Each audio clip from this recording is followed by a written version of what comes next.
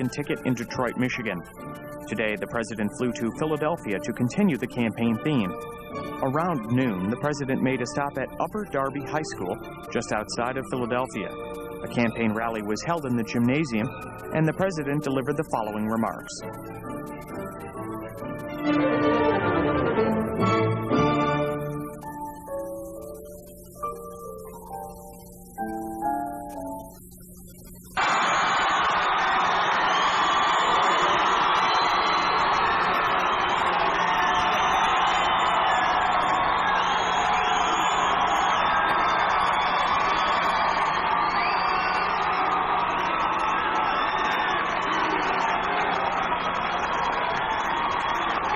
Thank you.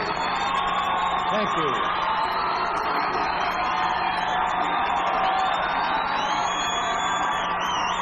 Thank you. Please be seated.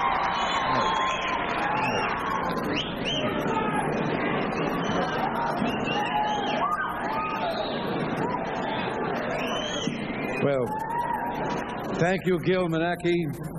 And thanks for that great music to the Upper Darby Marching Royals and the Upper Darby Concert Choir.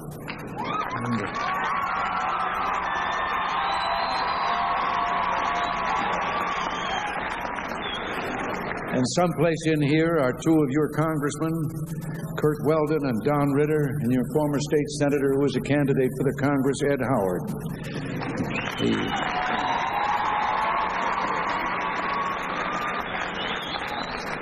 Now, in case you're wondering why I've dropped in, I like great teams, and I've heard that for great teams you can't do better than the Royals, the Friars, and of course the Pandas.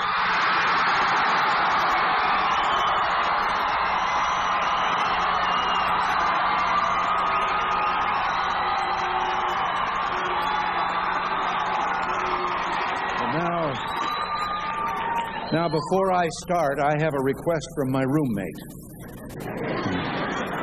He says that please, for your family, for your friends, for your country, but most of all for yourselves, just say no to drugs and alcohol.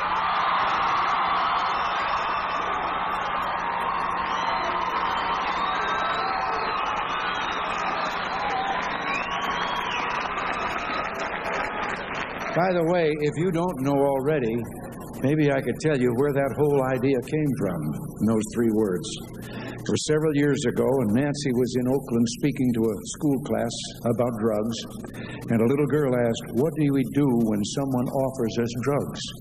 And Nancy said, "Just say no." And since then, there are more than 12,000 Just Say No clubs that have sprung up around the country. And is it true what I've heard that you have one here, one of those 12,000 Just Say No clubs?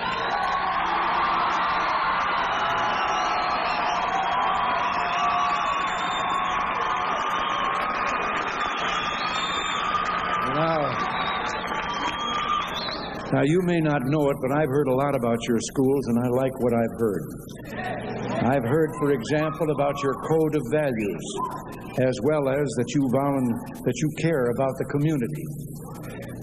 I've heard, many of you volunteer in the Delaware County Hospital next door and do other community work. I can't help thinking that when a certain friend of mine talks about 1,000 points of light in America's sky, when he speaks to the thousands of American communities where neighbors reach out to help neighbors in need, well, one of the brightest of these points of light is a place called Upper Darby, Pennsylvania.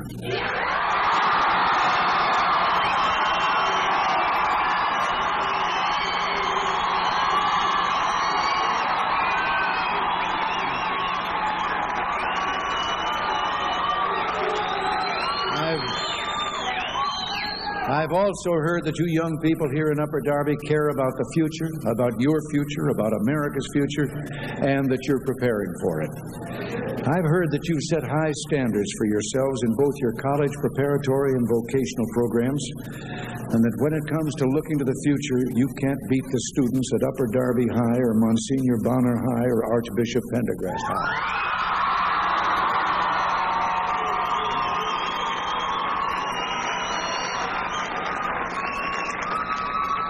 Well, I'm here today because I believe you're right to care about the future. I believe that if we have faith in Him who created us, and if we're true to the values of family, work, and community that He has taught us, and that have always been America's guiding stars on the seas of history, then America's future and your future hold promises bigger than the sky and more vast than the galaxies. Now, I know that many of you are not yet old enough to vote, and yet you have a stake in this year's election, and you can have a role in it too. As you know, 8 years ago, I visited this school and stood in this place as a candidate for the high office that I now hold. The students in this school then now have jobs, and they're starting families, and they're establishing themselves in community and career. All we've accomplished in the last 8 years is making their lives easier, better, and more hopeful. In 1 year or 2 years or 8 years, you too will have a job and a family and big plans for the future. By making sure that your parents and friends who can vote cast their ballots, you can help make sure that America remains a land fertile with opportunity for all your dreams to blossom. That's what America is like today, and for good reason. In the last 8 years, we have set our sights once again on the enduring values of family, faith, neighborhood, opportunity, and freedom. The results have been 18 million new jobs since our expansion began. More new jobs than Europe and Japan combined have created in the same period. An unemployment rate, the lowest it's been in 14 years. The greatest flowering of new businesses and new technologies in the history of the world. The longest peacetime economic expansion ever recorded. And more people at work today than ever before in the history of the United States of America. Think of what 255,000 new jobs in America last month alone means to you. When you leave school, there will be work, paychecks, and a chance to make your hopes come true. Last month was no fluke. America has created, on average, 250,000 jobs a month in the 71 months since our expansion began. And today, not only are more Americans at work, but a higher proportion of our labor force is employed than ever before in the history of the country. And job for job, the jobs we've created in our expansion pay better than the jobs that existed before our expansion began. What Senator Quayle said the other night, I've heard echoed in my talks with leaders of many other nations. Today, the United States of America is the envy of the world.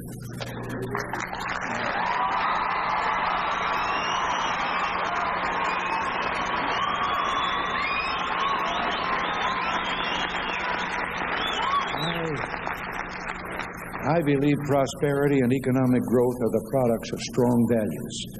In the last 8 years, we've worked to return America's values to all areas of American government.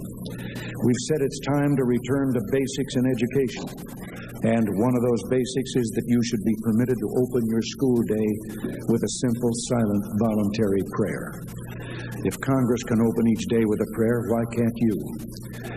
And you know, Congress probably needs it more than you do.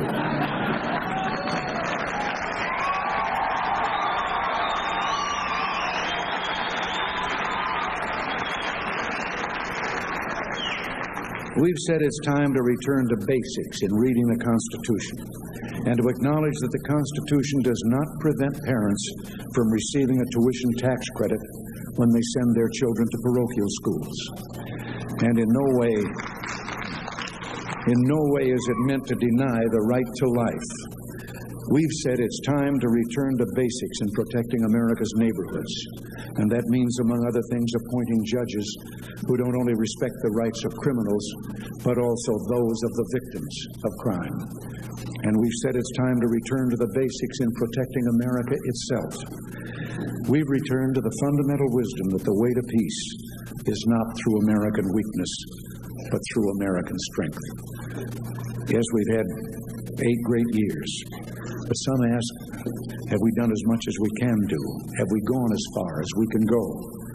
You might as well ask Eagles quarterback Randall Cunningham if after his spectacular game Monday night,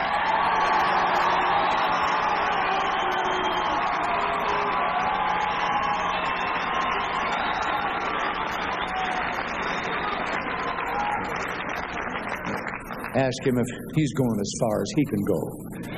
My answer's the same as I know Randall Cunningham's would be. We've only just begun. From here on in, it's touchdown city. Yes, I believe that the growth that our expansion has brought America can be just the beginning.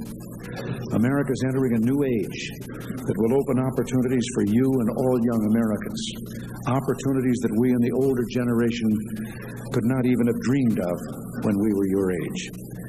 And let me tell you about something I heard the other day. It has to do with the technological revolution that is going on all around us, and that many say has already surpassed the Industrial Revolution in changing the way humanity lives in the years ahead. The heart of this revolution is a tiny silicon chip that you can hold on the tip of your finger and still see most of the finger. Today, that silicon chip has the incredible computing power of 1 million transistors. That is, of the biggest computers of the 1960s. Yet, according to one of our nation's most prominent research directors, in less than 15 years, he says the power of 1 billion transistors will be packed on a chip. That's the power of 20 of today's most advanced computers, all in a laptop computer. Think of what that can mean in the ability of your generation to cure disease, to make the world more productive, and opportunity for all peoples more plentiful, to build a strategic defense against ballistic missiles, to end forever mankind's nightmare of nuclear terror, and to pursue your dreams wherever they'll take you. That's the future that awaits you. The only limits will be those of your imagination and your courage. And are there any limits to them? So yes, the last 8 years have been great, but I've got a hunch that when you get in the saddle, as someone said in an old movie, well, we ain't seen nothing yet.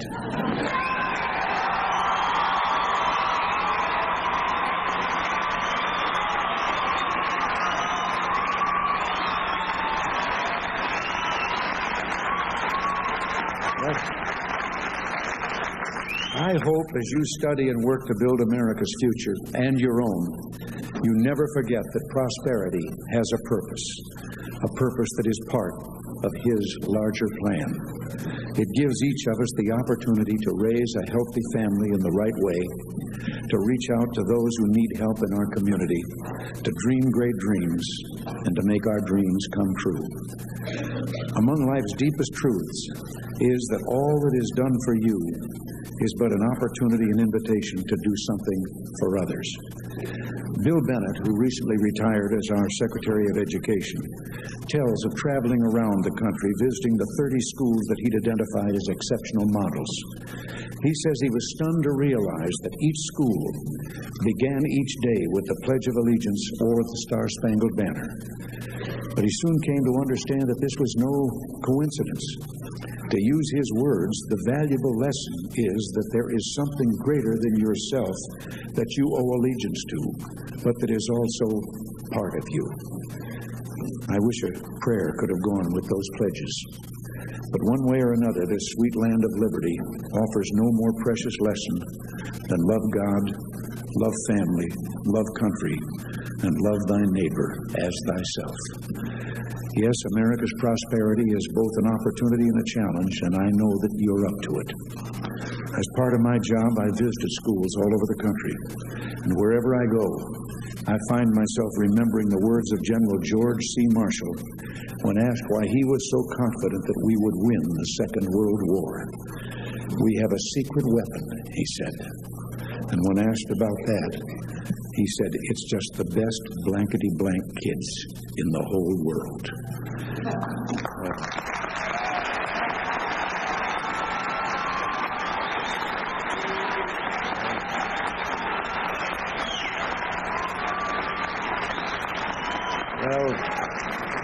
Well, as I look at you and meet young people like you all over the country, I know we still have a secret weapon, and it's the best blankety-blank kids in the world. You hold history in your hands. Earlier this year, I had the privilege of doing something I had never thought an American president would be able to do. I spoke to students in Moscow, at the State University of Moscow, about the glories of freedom. Think of those students. Only if they're very lucky and rise high in the Communist Party will any one of them ever have the influence on the course of this country's history and world history that each American has just by walking into the voting booth. And not just by casting a vote for president. Ours is a system of 3 equal branches of government. 2 branches, Congress and the president, are chosen by election, and the 3rd branch, the courts, is chosen by the other 2 branches.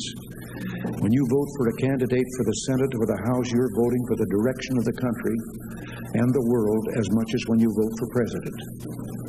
We hear a lot about the budget deficit these days, but in fact, I've heard my name linked to it. Well, under the Constitution, only the Congress can spend money. Yes, the Congress is the only one in government that can spend a dime. The president can't spend a thing. Congress makes the budget. If you want to see the federal deficit fall, remember a vote cast for a senator or representative is at least as important as a vote for president. It's very disturbing to me that America's young people, who with so many years ahead of them, have a bigger stake in the future than anyone else, and yet our young people of voting age so far vote in lower numbers than all the other age groups. Perhaps you've heard of Will Rogers, the great American humorist of the 1920s and 30s.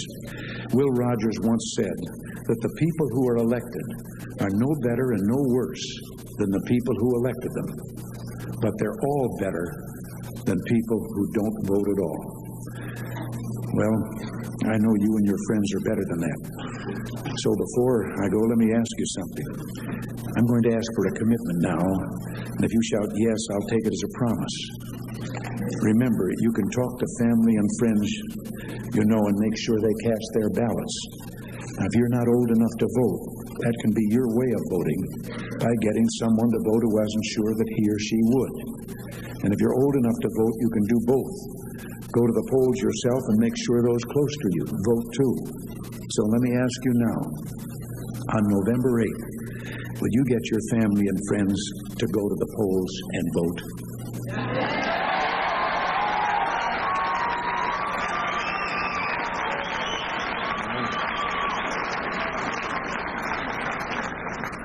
You just made my day.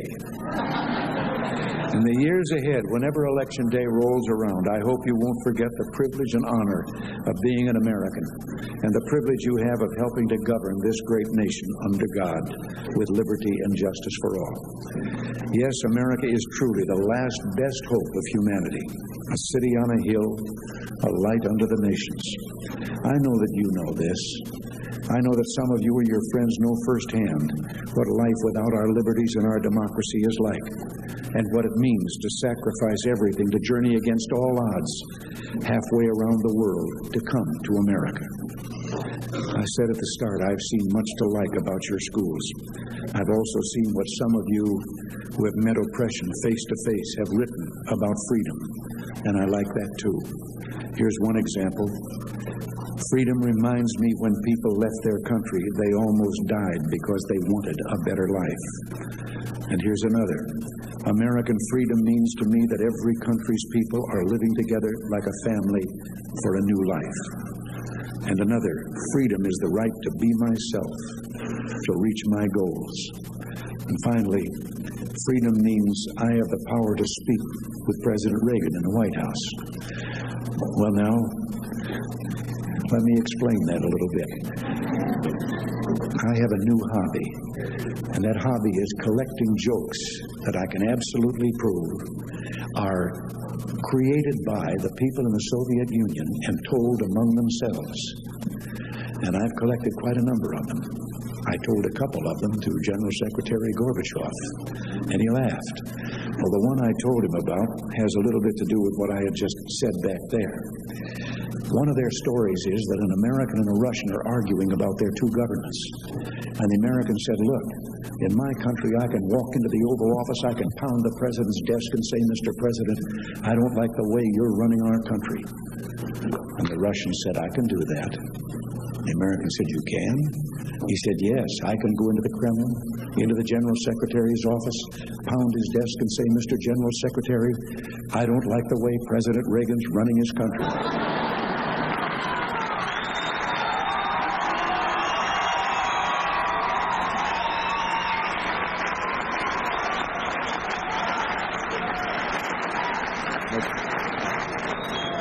But now I'll just mention a letter that I received. A letter from a gentleman who said something I'd never thought of before. He said, "You can move to France to live, but you can't become a Frenchman. You can move to Japan to live. You can't become Japanese." And he went on naming several countries. But he said, "Anyone from any corner of the world can come to America and become an American."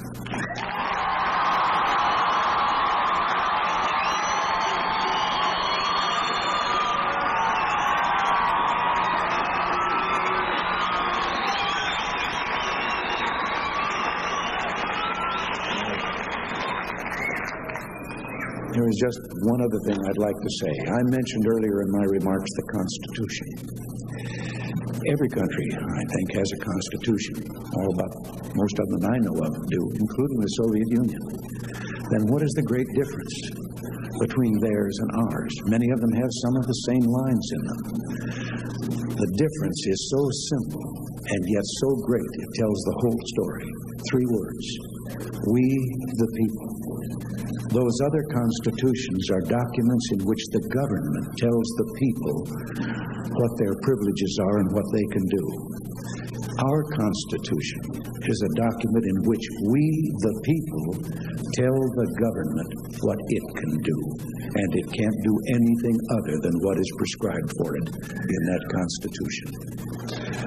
And so today, I would just remind you in closing, you not only have the power to speak to the President, but to pick the President and the Congress and the state legislature, to determine the course of our history, and to protect those liberties that have made this good and gentle land, yes, the envy of the world. And now, thank you, and God bless you all.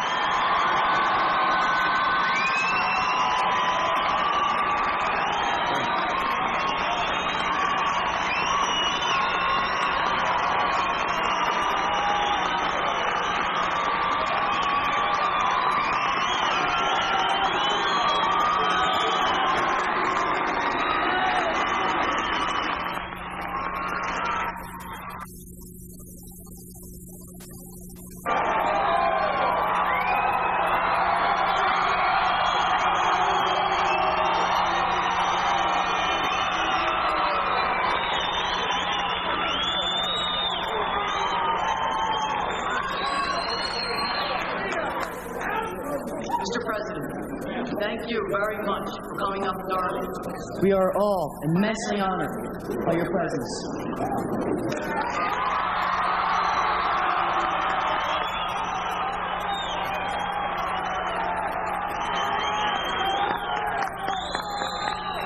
Mr. President, it isn't often that we students have a chance to give someone else a report card, much less the President of the United States. I know it's been a long time since your last report card, but I am pleased to announce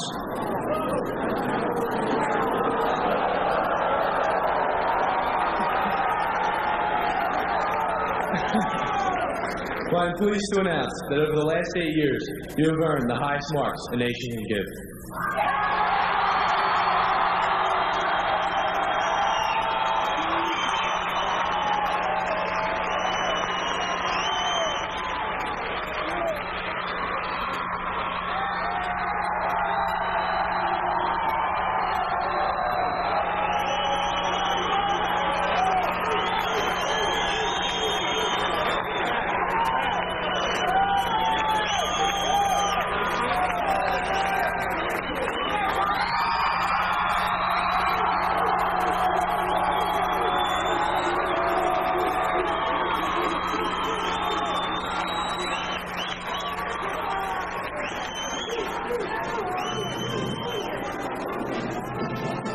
Thank you all. That's the first one I got.